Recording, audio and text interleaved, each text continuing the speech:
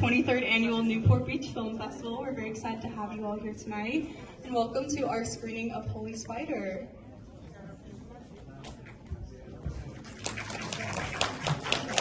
I just want to take some time to thank a few of our sponsors. First, I want to thank our founding sponsor, which is the City of Newport Beach. I would also like to thank Visit Newport Beach, LA Times, Tito's Handmade Vodka, Fashion Island, UCI Health, and also Regal Big Newport for having us here tonight for the screening. So thank you to our sponsors. Tonight, we're also partnered with the Farhang Foundation, so I'd like to thank them for being here tonight and partnering with us for the film. And then I also just want to give a special thank you to all the volunteers and interns that are working here in the theater. You're going to see them in the bright orange and the bright blue shirts. You were all receiving a ballot when you walked into the theater. That's going to be for our audience award. So at the end of the film, you can mark off excellent, good, fair, and poor, I think is it. And you'll hand it to those lovely, lovely volunteers, and that will be your vote for the audience award for the film. And then lastly, please make sure you silence your cell phones in the film, and we really hope you enjoy it. And then one last thing, I would like to welcome the Orange County Iranian American Chamber of Commerce. They're gonna speak for a moment about their organization and the film as well, so welcome. Actually, I'm not gonna talk about the film. I'm Shireen Bezadi.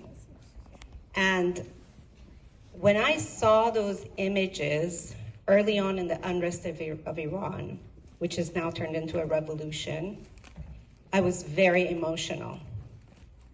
I remember the day that I was in a Jeep with a bunch of guards with their machine guns. I was blindfolded, and my 15-year-old friend was next to me, but I couldn't see her.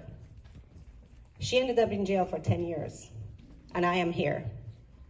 That's not a unique experience. Thousands and thousands of times, this and a lot worse has happened in Iran for the past 43 years. That's enough. People of Iran have bravely hit the streets and are asking for their voice to be heard. That is our responsibility, to echo their voices, give them a chance to ask for what they're looking for, which are fundamental, foundational human rights. One of the first things that the government of Iran did was to cut off their internet access, to shut them up. Don't let them.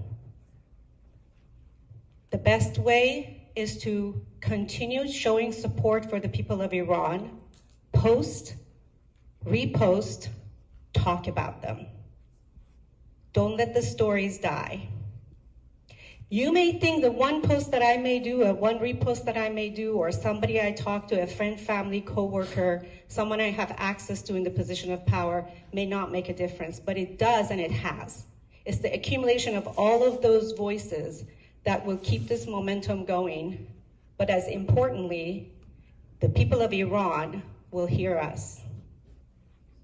It's important to give them their voice, and the reason why they were cut off was that we can't hear them, but just as importantly, they can't hear each other. And imagine organizing a demonstration around making changes in a country without having access to each other effectively. What I think we should do, all of us, is to give them the forum by echoing and repeating their stories, by asking our friends, family, coworkers, people that you know that you have access to, be creative about finding ways to bring more to this movement. I know you all have heard about the most latest story of Elnaz and the courage that she's shown in standing for what she believes in. There are many of those stories that will continue to come. I'm a business person, like many of you here. And yet I think at this moment in history, which is a very important moment in the history of mankind, but certainly in the history of Iran, silence is betrayal. Not to take action and not to talk about it is actually taking a stance. So I hope you will all mobilize, continue to mobilize, don't get tired of it, and give people of Iran a chance to earn their freedom. Thank you.